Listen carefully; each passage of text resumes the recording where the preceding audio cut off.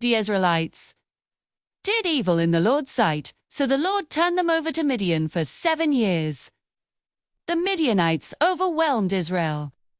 Because of Midian, the Israelites made shelters for themselves in the hills, caves, and strongholds.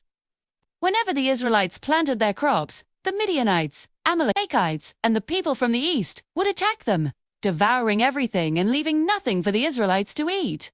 Yet, Israel was so weakened that they cried out to the Lord for help.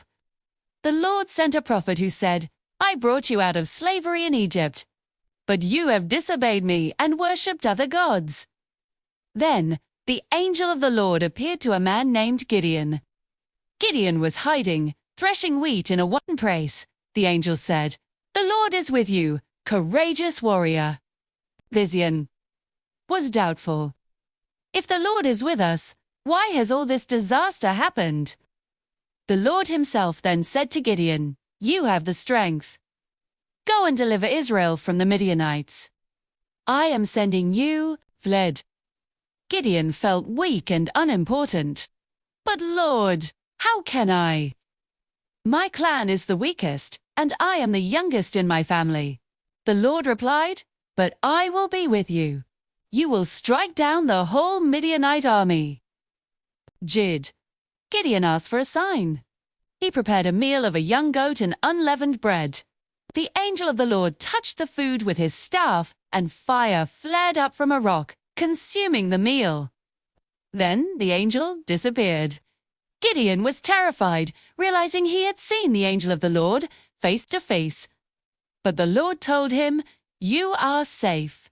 Do not be afraid."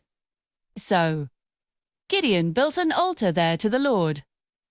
That night, the Lord commanded Gideon to tear down his father's altar to the false god Baal and the Asherah pole next to it.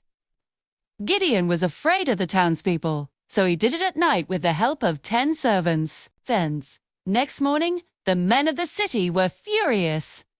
They discovered what Gideon had done and wanted to execute him. But Gideon's father, Joash, stood up for him. "If Baal is a god, let him fight his own battles." He said. The Spirit of the Lord came upon Gideon.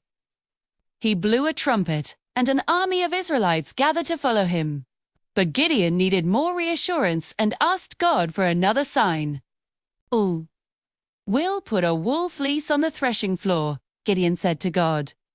"If there is dew only on the fleece and the ground is dry, then I will know you will use me to save Israel." And in the morning, it was so. Gideon asked for one more test. This time, he prayed, "Make the fleece dry and the ground covered with dew." That night, God did exactly that. The Lord told Gideon his army was too big. Israel might brag that their own strength saved them. So Gideon sent home anyone who was afraid. 22,000 men left, and only 10,000 remained. "There are still too many men," the Lord said. He had Gideon take them to the water. Those who knelt to drink were sent home. Only the 300 men who lapped the water like dogs were chosen. With just 300 men, the Lord promised Gideon victory. That night, Gideon snuck down to the Midianite camp and overheard a man telling a dream about a loaf of barley bread that destroyed a tent. The interpretation was clear. God was giving Gideon victory. Encouraged, Gideon returned to his men. He gave each man a trumpet, an empty jar, and a torch to put inside the jar. He divided them into 3 groups and surrounded the enemy camp. At Gideon's signal, they all blew their trumpets and smashed their jars. The sudden noise and light confused the Midianite army. In the chaos, the Lord caused the Midianites to attack each other.